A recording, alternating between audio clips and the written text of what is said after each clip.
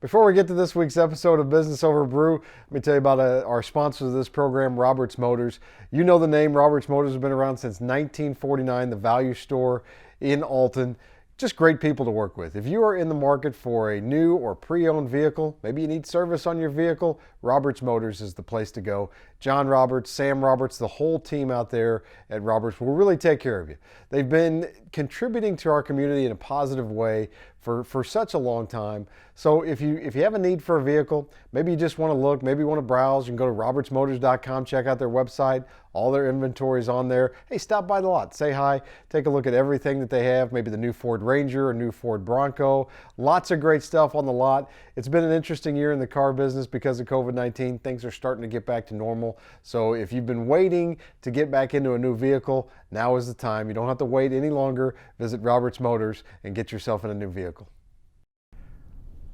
Welcome to Business Over a Brew. Pleased to be joined in this episode by Jason Harrison, LaMay's Catering. Jason, thanks for coming on the show. Appreciate it. Thank you for having me. Tell us a little bit about just your background and your history. I know you grew up here in the area. Yeah, man. So born and raised here in Alton. Both of my parents pastors, so they started a church when I was a newborn. So my whole life I've seen entrepreneurship. Didn't quite understand it until I got older, but my dad worked at the DMV in Bethalto for 35 years. Oh, really? Yeah, while yet him and my mom navigating of how to start a church from the ground up, and 3 locations later here now, they're doing it exceptionally well now that it's COVID. But yeah, so I've seen it, man. My brother, he has his own funeral home. My younger brother has his own production company. So just been around entrepreneurship, so it just seemed like the thing to do. So when you were growing up, or all the jokes about the people that work at the DMV, you're like, hey, wait a minute, there's some good people that work there. Yeah, man. And that place, you It's either a hate it or you high-stress love it. environment. Oh yeah, he's like, you either hate it or you love it, man. So many people to come through there, but and they just kind of show up expecting to, in a bad mood already. It seems like when I'm there. Definitely, man. But I've had actually pretty good experiences at the DMV. What are some things your parents instilled in you at a young age that about being an entrepreneurial individual? Hard work and integrity.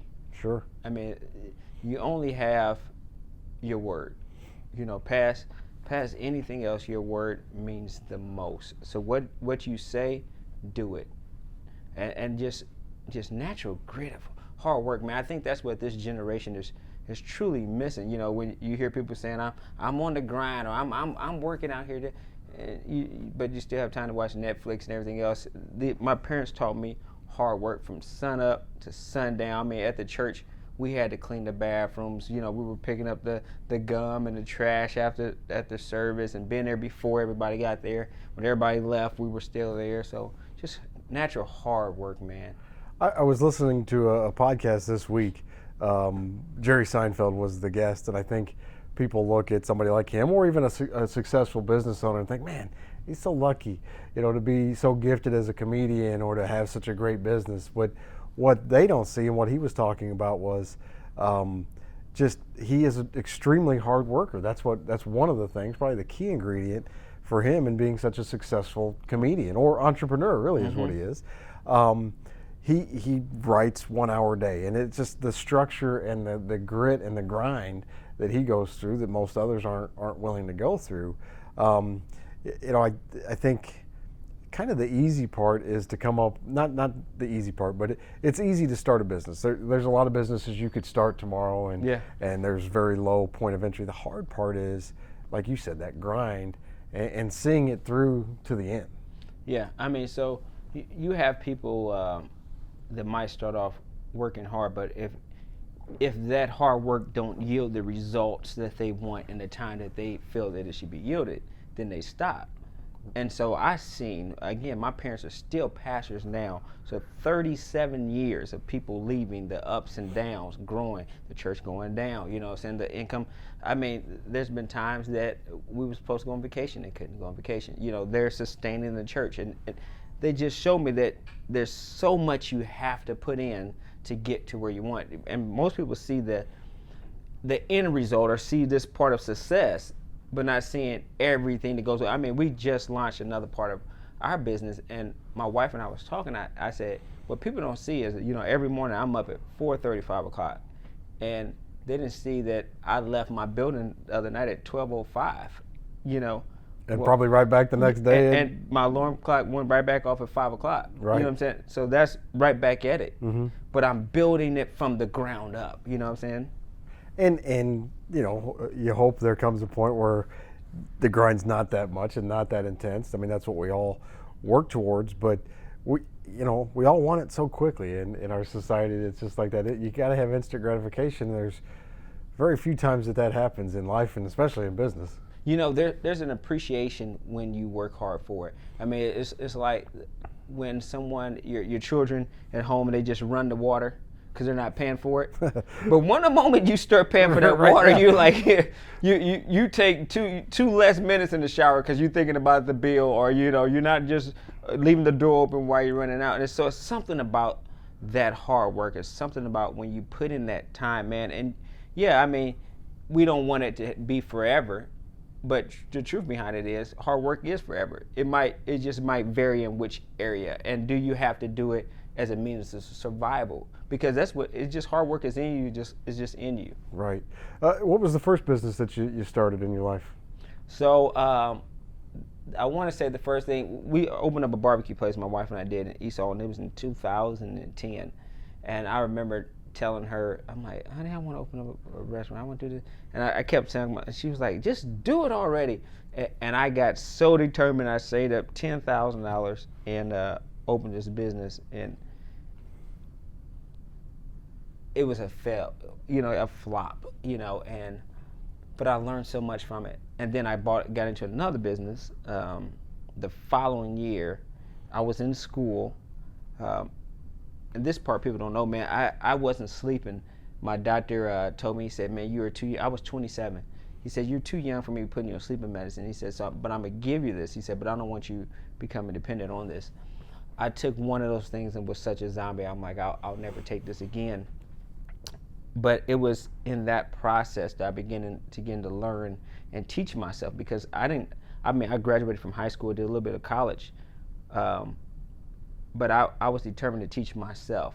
So you're either going to learn in school, or you're going to learn out here in the experience of life. And so just began to teach myself, man, the business and reading a lot, and that's how I got started. Was the trouble sleeping, I'm going to bet that it probably was a result of just your mind's always going? Yeah, mind just totally racing, man. What can I do? What did I do wrong today? Trying to troubleshoot it, trying to see, And again, it was almost like I had the instant gratification. You put out a post and think you have all these followers and have all these great things. But what I realized is, when I was selling these sandwiches, like, it was great some days, and there was times that I sat up there and not one customer came in. Right. And it's like, man, how do you go home and explain this one, and deal with it? And likes and follows are great on social media, but it doesn't necessarily sell sandwiches. So. Yeah, exactly. So I was just talking to my marketing lady the other day. I'm like, pull the Google Analytics of like our company. So I want to see what we have did. And then I was telling my wife, and she was like, oh, we got this many followers, or we got this. I'm like, but do that equate to money? That's the reason why we do it, Sure. And so, but I didn't know any of that until I began to read about Google Analytics, and I had to teach myself a lot, man. You know it. Sure. In business, you have to adapt, man. You have to learn, continue to learn. And it's changing so quick, and it's changed even the pace of things is, a year ago when COVID hit, it changed things even quicker, and we had to adapt even faster. So yeah, you constantly have to be learning about what's next. Yeah, the thing I like about businesses and people that can adapt, that's not something that you can write on your resume. So no one knows it until it happens. Mm-hmm. So we look at a resume about, okay, what is your intelligence quotient? You know what I'm saying? How smart are you? We want to know where you came from, where have you did. But the main question we can't really ask somebody, how do you deal through crisis? Sure. You know, because when a crisis arises, you can tell some people might acquiesce back to their ways of running back home. They're afraid, you know, and they don't know what to do. But so many people that are surviving now, I'm just looking like, wow, the adaptability quotient of life that people obtain, they didn't even know they obtained it. That's the great thing about crisis. It brings out things in you that you didn't know that you even had. You know, and I am just looking back in amazement, not only with business owners, just with individuals, the children that's on remote learning and parents that have to adapt with this. I'm just like, wow, you have so much in you that you didn't even know. Right. I'm always fascinated by the spousal relationship of business owners, and you mentioned you had a business and it had failed. Seems like she was really behind you and wanting you to do the first one. When you said, what do you think about this idea for another business, behind you again, or was there a little bit like, I don't know, it didn't work so well the first time? She said, you know, you need your own bank account. Because it was like we had to share this account, and you know, every time I overdraft or every time the business went low, you know, she was working consistent job, and she's like, you know, hey, and then, you know, the business do good. She'd be like, hey, the business plan don't pay me back my money. I'm like, we're just gonna leave it right here so you don't have to do it again. And now we work together, and that's something that we never did. Like we've never, it's like we had the business, but one of us working full time somewhere else. And so this last time that we started a business, I was working full time. She was working for the business, and I told her, I said, honey, I'm going to quit. You know, like we need to focus in on this together and just grow this. And she agreed, and man, has it been a journey. It has been some great laughter. There's been some great, you fired, she fires me, you know, and we laugh about it. But you know, there's challenges with business, man, and especially with a spouse, right? You know. Yeah, and how do you not take it home? And it's nearly impossible, I would say. Man, it's just impossible, man. You know, we try to have a cutoff, but truth behind it is, it isn't. You know, we'll go to the movies, enjoy the movie, and in the car we're talking about the business. You know, and it might be good or bad. Right. You know, might lead to argument, might not. You know, depends. And it's just, that's the strain of business. Right. Well, tell us about the journey for LaMay's Catering and how it got started and where it is today. So our daughters, who are now 14 and 12, they came home and was talking about, oh, we're not eating at school, or they just come home and ramshacking the fridge and the thing. We're like, what the heck? You know, why are y'all still hungry? You just left school. And they was like, we're not eating that garbage, you know, and they just complain about it. And so we began to investigate a little bit more, and I talked to my wife. I'm like, I think it's a business here, and she agreed, and so that's how we started. And our first contract was with a daycare, and then we branched from there to an after-school program, and then we got into schools, and man, it's been learning curve, you know. And so what we did, we was proactive about getting a youth board. So this board kind of helped determine the menu and kind of help do the tasting. So then they let us know, like, we don't have to guess. Right. Our children are gonna like it because we keep a youth team that is telling us. So we like this or don't like this, or yeah. So this journey, and our children are hands-on, you know, especially with this remote learning. So they work for the company, you know. They're there helping packaging. They're helping, you know. And I was just tell my wife, you know, we need to get them more involved, even with the budget and how this works, because I'm like, they're the reason why this business started. I mean, it's named LaMay's because of Lakaya Maylena, and I have a granddaughter now that's named Leia, so we added her in with the business. So now it's just like, hey, take this and run with it, you know. Talk about, you know, you're gaining traction, the business is, you know, starting to make some inroads, and then the COVID comes up, and obviously that had a huge impact on your business, being so reliant upon schools at the time, I'm sure. Yep. So the moment COVID happened, and my wife was, you know, like, oh my goodness, what we're gonna do?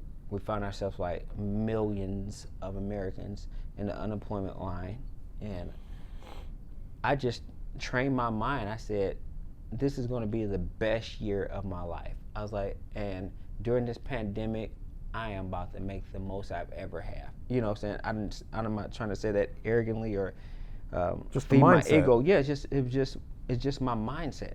You know what I'm saying? During this time of lack or famine is going to be my time that I have feast. I'm going to have abundance. You know, I'm like, this is going to be the time. And don't get me wrong, it has been a challenge. And that first month, you know, found myself scrambling, you know, meditating more, trying to figure out, okay, how does this work? But I'm determined in my head, man, like, I will grow. My company will grow from here. You grew up in the church. Obviously, talk a little bit about the role, and you mentioned meditation. Talk about the role of faith in your daily life and in your business. Yeah, so this is, like I told some of my friends, man, this is all the times we prayed, all the times we sang songs, all the times the inspirational messages we heard about faith and doing this and doing that. This is the time you live it. I'm like, this is the real test.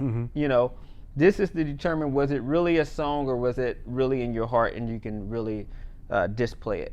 You know, this is the time. And, you know, when I find myself at church now or listening to a message, it hits different because we're in a time of famine. You know, so many people are losing loved ones and losing businesses and, you know, so much. And now when you hear a message of hope, encouragement, it comes to a heart different. You know, I say I gain a different value during this time, even with my children. You know, we just most recently went to New Orleans and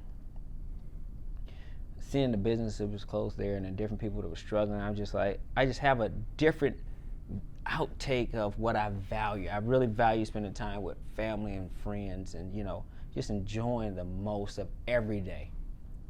Right, because it's something that you are pouring your heart and soul into, and it can consume you.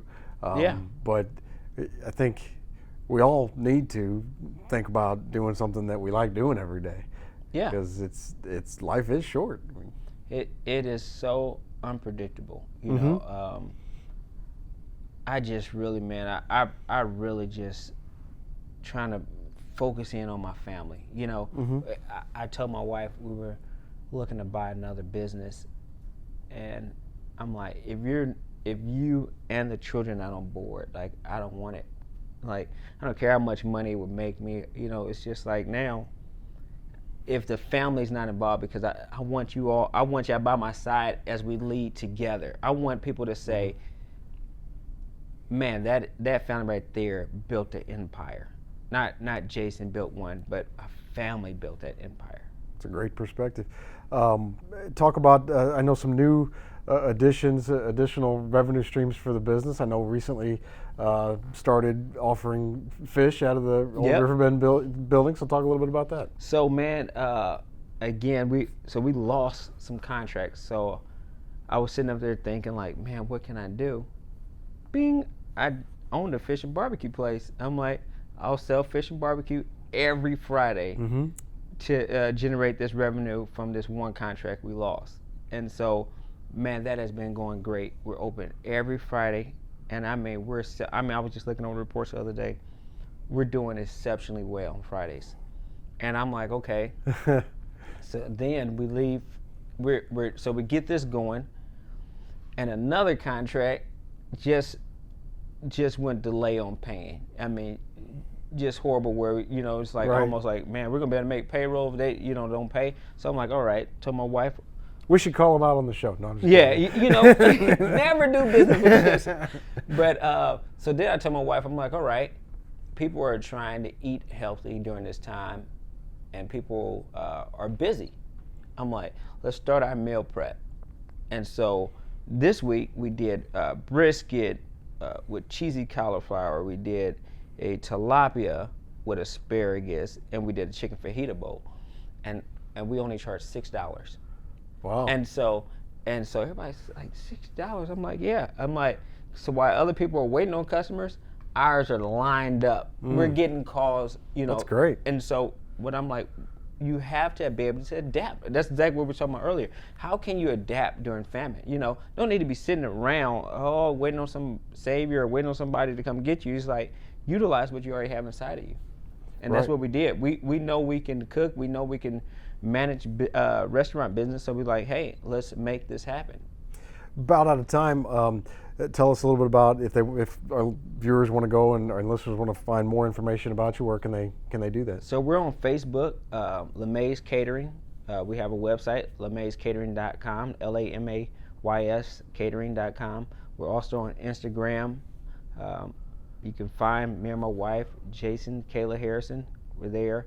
Our business is at the old Riverbend Billiards, 909. The one on Broadway, correct? Yep, 909 East Broadway, right across from Baxter's there. Yep. And what are the hours on Friday night? So 10:30 to 7:30. Okay. Yeah. And people just come down, right? If Yep. they Yep. And for lunch or dinner. look forward in the spring here. We'll be having a food truck. Oh, great. Oh, Yeah. very cool. Yeah. So we're expanding, man. Lots of good stuff going on for you. Yes, sir. Appreciate all you do for the community, and looking forward to partnering with you guys for a long time and running businesses here in the River Bend. Yes, sir. Thank you for having me. Thanks, Jason. Appreciate it. Mm-hmm.